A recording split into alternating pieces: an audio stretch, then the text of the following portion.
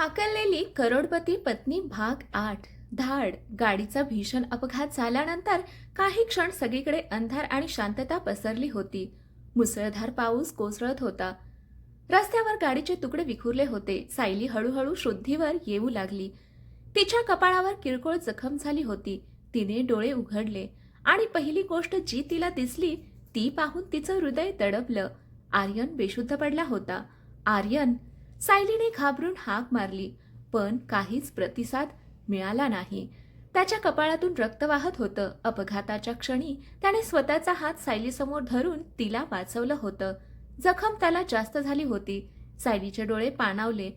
कधी काळी तिच्यावर विश्वास न ठेवणारा हा माणूस आज तिच्यासाठी स्वतःचा जीव धोक्यात घालत होता. काही वेळातच रुग्णवाहिका आली. दोघांनाही तातडीने जवळच्या हॉस्पिटलमध्ये नेण्यात आलं. हॉस्पिटलमध्ये डॉक्टर आर्यनवर उपचार करत होते. सायली बाहेर उभी होती. तिचे हात थरथरत होते. मनात एकच प्रार्थना होती, देवा, आर्यनला काही होऊ देऊ नकोस. सुहासिनी राणे आणि विक्रम देशमुख यांनाही बातमी मिळाली. ते ताबडतोब हॉस्पिटलमध्ये पोहोचले. बाळा, तू ठीक आहेस ना? सुहासिनींनी विचारलं. सायलीने मान हलवली. मग तिची नजर सतत ऑपरेशन थिएटरच्या दरवाजाकडे होती. 2 तासानंतर डॉक्टर बाहेर आले. सर्वजण धावत त्यांच्याजवळ गेले. डॉक्टर, आर्यन कसा आहे? डॉक्टर हसले. धोक्याबाहेर आहे. सर्वांनी सुटकेचा निश्वास सोडला. सायलीच्या डोळ्यात आनंदाश्रू आले. पण त्याच वेळी डॉक्टर म्हणाले, त्याला काही दिवस पूर्ण विश्रांती घ्यावी लागेल. सायलीने मनोमन देवाचे आभार मानले. आर्यनला शुद्ध आली. तेव्हा त्याने सर्वात आधी सायलीला पाहिलं. ती त्याच्या बेडशेजारी बसली होती. तू ठीक आहेस ना? त्याने विचारलं. सायलीच्या डोळ्यात पाणी आलं. हा प्रश्न मला विचारायला हवा. दोघे हलकेच हसले. काही क्षण शांतता होती. मग सायली हळू आवाजात म्हणाली, माझ्यासाठी इतका धोका का पत्करलात? आर्यन तिच्याकडे पाहत म्हणाला, कारण तुझ्याशिवाय माझं आयुष्य अपूर्ण आहे. हे शब्द ऐकताच सायलीचा श्वास अडखळला. आर्यन पुढे म्हणाला, सायली, मी आधीही तुझ्यावर प्रेम करत होतो, पण अहंकारामुळे ते कधी समजू शकलो नाही. आणि आता मी तुला गमावण्याची कल्पनाही करू शकत नाही. सायलीच्या डोळ्यातून अश्रू वाहू लागले. तिच्या मनातही आर्यनबद्दलच्या भावना पुन्हा जाग्या होत होत्या. तेवढ्यात गोविंद जोशी हॉस्पिटलमध्ये आले. सायली, काका, काय झालं? गोविंद घाईघाईने म्हणाले, आपल्याला लगेच दुसऱ्या हॉस्पिटलमध्ये जायचं आहे. का? तुझ्या आईची प्रकृती अचानक खूप गंभीर झाली आहे. हे ऐकताच सायलीच्या पायाखालची जमीन सरकली. काही वेळापूर्वीच तिला आर्यनची काळजी वाटत होती. आता आईच्या जीवाची चिंता समोर उभी राहिली होती. आर्यनने तिचा हात धरला. जा, पण तुमची तब्येत. माझी काळजी करू नकोस. पण तुझी आई अनेक वर्षांपासून तुझी वाट पाहत आहे. सायलीच्या डोळ्यात पुन्हा अश्रू आले. ती निघताना आर्यनकडे वळून पाहिली. त्या नजरेत प्रेम, विश्वास आणि एक नवं नातं दिसत होतं. काही तासांनी सायली हॉस्पिटलमध्ये पोहोचली. ती धावतच त्या खोलीसमोर आली जिथे तिची आई दाखल होती. तिचं हृदय जोरात धडधडत होतं. अनेक वर्षांचा शोध, असंख्य प्रश्न आणि हजारो भावना. तिने थरथरत्या हातांनी दरवाजा उघडला. खोलीत एक अशक्त महिला बेडवर पडली होती. सायलीच्या डोळ्यात अश्रू दाटले. ती हळूहळू पुढे गेली. महिलेने डोळे उघडले आणि पुढच्या क्षणी तिच्या ओठांवरून एक शब्द बाहेर पडला, सायली. सायली स्तब्ध झाली, कारण त्या महिलेने तिला पहिल्याच क्षणी ओळखलं होतं. पण त्याच वेळी हॉस्पिटलच्या बाहेर रुद्रची माणसं पोहोचली होती. रुद्रचा आदेश स्पष्ट होता, सायलीला तिच्या आईकडून पूर्ण सत्य कळण्याआधी थांबवा. आता सायलीला तिच्या आयुष्याचं सर्वात मोठं रहस्य समजणार होतं की पुन्हा एकदा नियती तिची परीक्षा घेणार होती. हॉस्पिटलच्या त्या खोलीत काळ जणू थांबला होता. सायलीच्या डोळ्यांतून अश्रू वाहत होते. समोर बेडवर पडलेल्या अशक्त महिलेने तिचं नाव घेतलं होतं, सायली. हा शब्द ऐकण्यासाठी ती अनेक वर्ष आतुर झाली होती. सायली हळूहळू तिच्याजवळ गेली. आई.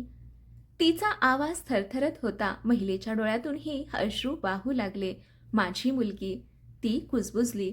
पुढच्या क्षणी सायली तिच्या मिठीत शिरली. अनेक वर्षांचं दुःख, एकटेपण आणि अपूर्ण प्रेम अश्रूंमधून बाहेर पडत होतं. खोलीतील प्रत्येकाच्या डोळ्यात पाणी आलं, काही वेळाने दोघी शांत झाल्या. सायलीने तिचा हात हातात घेतला. आई, मला सगळं जाणून घ्यायचं आहे. महिलेने डोळे मिटले. जुन्या आठवणी तिच्या मनात जागा झाल्या. माझं नाव मृणालिनी राणे. मी आणि तुझे वडील वसंतराव खूप आनंदात होतो. तुझ्या जन्मानंतर आमचं आयुष्य पूर्ण झाल्यासारखं वाटत होतं. पण मग रुद्रसिंघाणी आमच्या आयुष्यात आला. सायलीचा श्वास अडखळला. मृणालिनी पुढे सांगू लागल्या, तुझ्या वडिलांची कंपनी खूप वेगाने प्रगती करत होती. रुद्रला ती कंपनी हवी होती, पण तुझ्या वडिलांनी नकार दिला आणि तेव्हाच त्याने आमचं आयुष्य उद्ध्वस्त करण्याचा निर्णय घेतला. सायलीचे डोळे संतापाने लाल झाले. त्याने खोटे कागदपत्र तयार केले, आमच्या कंपनीवर कर्जाचा डोंगर उभा केला आणि एके दिवशी मृणालिनींचा आवाज थरथरला. त्याच्या माणसांनी माझं अपहरण केलं. सायली हादरली. काय? हो, कारण त्याला माहीत होतं मी गायब झाले तर तुझे वडील मानसिकरित्या खचतील आणि तसंच झालं. कंपनी गेली, पैसा गेला, कुटुंब तुटलं. मृणालिनींच्या डोळ्यात वेदना होत्या. मला अनेक वर्ष एका दूरच्या ठिकाणी कैद करून ठेवलं. नंतर मी तिथून पळून गेले, पण तेव्हा तुमचा शोध घेण्यासाठी खूप उशीर झाला होता. सायलीच्या डोळ्यातून अश्रू थांबत नव्हते. तिला आता समजलं होतं, तिच्या आयुष्यातील प्रत्येक दुःखामागे एकच नाव होतं, रुद्र सिंघानिया. तेवढ्यात हॉस्पिटलच्या कॉरिडॉरमध्ये गोंधळ सुरू झाला. रुद्रची माणसं आत घुसली होती. सायलीला शोधा. सुरक्षा रक्षक त्यांना थांबवण्याचा प्रयत्न करत होते. गोविंद जोशी धावत खोलीत आले. सायली, आपल्याला लगेच इथून निघावं लागेल. का? रुद्रचे लोक आले आहेत. सायलीच्या डोळ्यात संताप चमकला. मी आता पळणार नाही. पण नाही. खूप वर्ष मी सत्यापासून दूर राहिले, आता नाही. त्याच वेळी आर्यन हॉस्पिटलमध्ये पोहोचला. डॉक्टरांनी विश्रांती सांगितली होती, पण सायलीत संकटात असल्याचं समजताच तो तिथे आला होता. सायली, तो तिच्या समोर उभा राहिला. तू ठीक आहेस ना? सायलीने होकारार्थी मान हलवली. मग पहिल्यांदाच तिने सर्वांसमोर आर्यनचा हात धरला. आर्यन आश्चर्यचकित झाला. सायली म्हणाली, आता मला भीती वाटत नाही, कारण यावेळी मी एकटी नाही. आर्यनच्या चेहऱ्यावर स्मित उमटलं. त्या क्षणी त्यांच्या नात्यातील अंतर आणखी कमी झालं. पण पुढच्याच क्षणी टीव्हीवर एक ब्रेकिंग न्यूज झळकली. रुद्र सिंघानियाने पत्रकार परिषद बोलावली. सर्वजण स्क्रीनकडे पाहू लागले. रुद्र कॅमेरासमोर उभा होता आणि तो हसत म्हणाला, सायली राणेबद्दल एक मोठं सत्य मी आज जगासमोर आणणार आहे. सायली आणि आर्यन एकमेकांकडे पाहू लागले. रुद्र पुढे म्हणाला, जिला तुम्ही वसंतराव राणे यांची मुलगी समजता, ती प्रत्यक्षात त्या घराण्याची वारसदार नाही. हे ऐकताच सायलीच्या हातातून रिमोट खाली पडला. हॉस्पिटलच्या खोलीत शांतता पसरली. रुद्रकडे अजून कोणतं रहस्य होतं? तो खोटं बोलत होता की खरंच सायलीच्या जन्माशी संबंधित आणखी एखादं गूढ दडलं होतं आणि हे नवीन सत्य तिचं आयुष्य पुन्हा उद्ध्वस्त करणार होतं का? हॉस्पिटलच्या खोलीत भीषण शांतता पसरली होती. टीव्हीवर रुद्रसिंघानियाची पत्रकार परिषद सुरू होती. त्याचे शब्द अजूनही सायलीच्या कानात घुमत होते. सायली राणे ही वसंतराव राणे यांची खरी वारसदार नाही. सायलीच्या हातातील पाण्याचा ग्लास खाली पडला. आर्यनने तिला सावरलं. सायली, शांत हो. पण तिच्या मनात वादळ उठलं होतं. अजून काही तासांपूर्वी तिला तिची खरी आई सापडली होती. आता पुन्हा तिच्या अस्तित्वावरच प्रश्नचिन्ह उभं राहिलं होतं. टीव्हीवर रुद्र पुढे बोलत होता, माझ्याकडे अशा कागदपत्रांचा पुरावा आहे ज्यामुळे संपूर्ण देशाला सत्य समजेल. पत्रकारांनी प्रश्नांचा भाडीमार सुरू केला. म्हणजे सायली राणे कोण आहे?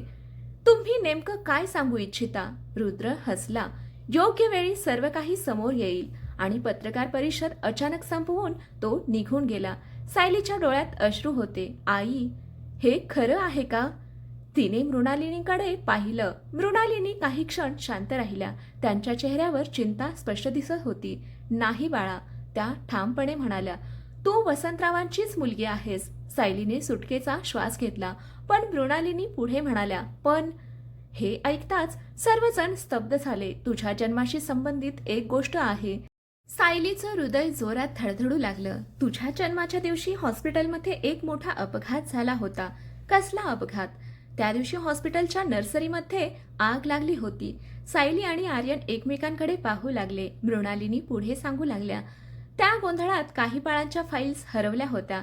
काही काळासाठी बाळांची ओळख पटवणं कठीण झालं होतं. सायलीच्या मनात पुन्हा शंका निर्माण झाली. म्हणजे म्हणजे काही काळ आम्हालाही भीती होती की बाळांची अदलाबदल झाली असेल. खोलीत पुन्हा शांतता पसरली. पण नंतर डॉक्टरांनी आम्हाला खात्री दिली होती, तू आमचीच मुलगी आहेस. सायली थोडी शांत झाली. आर्यन म्हणाला, मग रुद्र हे प्रकरण का उकरून काढतोय?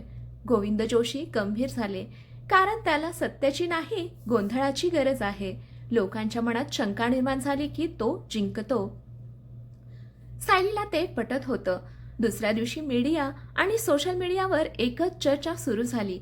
सायली खरंच राणे कुटुंबाची मुलगी आहे का? रुद्रकडे कोणते पुरावे आहेत?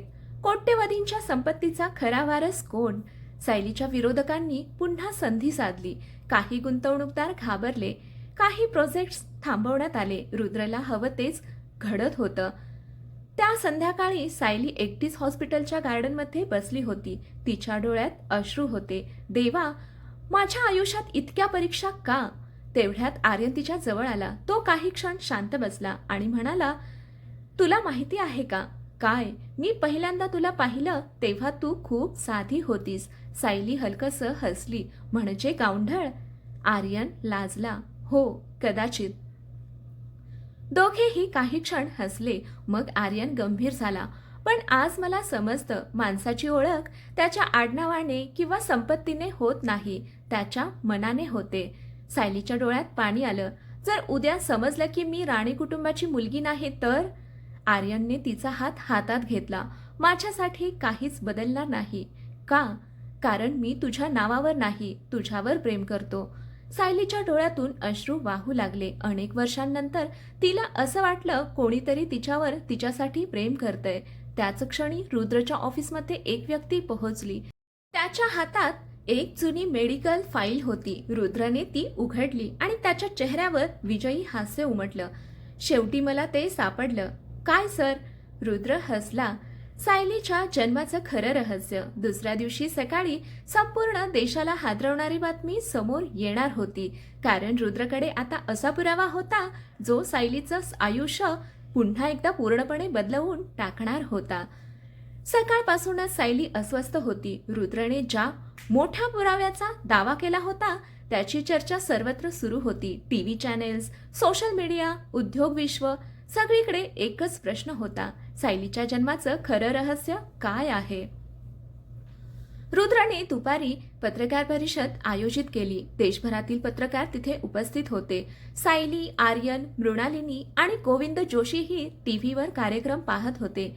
रुद्र स्टेजवर आला. त्याच्या हातात एक जुनी फाईल होती. तो आत्मविश्वासाने म्हणाला, आज मी अनेक वर्षांपासून लपवलेलं सत्य समोर आणणार आहे. सर्वजण शांत झाले. रुद्रने फाईल उघडली. ही त्या हॉस्पिटलची नोंद आहे जिथे सायलीचा जन्म झाला. पत्रकार उत्सुकतेने ऐकत होते. या नोंदीनुसार जन्माच्या दिवशी काही बाळांच्या फाईल्समध्ये गोंधळ झाला होता. सायलीच्या मनाची धडधड वाढली.